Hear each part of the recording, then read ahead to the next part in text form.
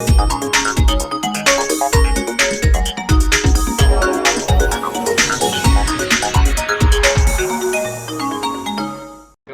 of one of our kind convention centers of schedule, and we will be completing in time for 19th summit of the non-aligned movement and G77 to be held on the 15th of January 2024, Kampala, Uganda, which will be probably that it will host the highest number of head of states ever in its history.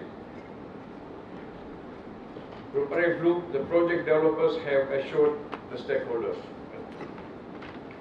Ruparelia Group is in a joint venture with Uganda Development Corporation. Constructing a state-of-the-art convention center is not only a host now, followed by G7, but also the boost the country's meeting, incentives, conference, exhibitions, MICE potential and competitiveness. UDC is an investing arm of government of Uganda whose mission is to establish and or invest in sustainable investments in strategic to Uganda's social and economic transformation and prosperity of Uganda. Dr. Sudhir, the group's chairperson, told the media on a tour that everything convention for tourists, for Ugandans. You know, every week we have 5, 6, 7 weddings. During Christmas time, December, January, November, we have 7 to 8 weddings every year. I'm sure you must have been to weddings here. Yeah.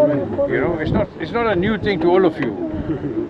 Huh? So really, what we are doing is preserving this land and making sure the flood does not come and then spoil the venue. Because this venue is going to be used for many functions during NAM and other functions all the time. This is probably the most popular area for functions. Okay, talk about creating demand for this place. How do you do that? Well, the demand is already there. If you look from 2000 onwards, and you come here, and you see how many people come and use this. And 98% are Ugandans, not foreigners. And Doctor, hosting the hybrid conference in your place, what does it mean to you? Because this is something that No, for me, we're a service provider. For me, anybody who comes to Uganda goes back as an ambassador of Uganda. And he tells many people, if you want to see a beautiful country, the whole of Africa, go to Uganda. To me, that's more important, right? And then some of these people come for conferences. They come, they finish their conferences, they go and see the gorillas or the game parks. There's so much Uganda has to offer now. There are more than 100 lodges in Uganda today, really. And majority are owned by Ugandans.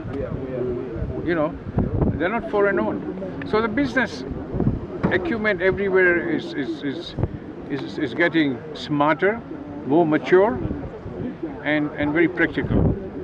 And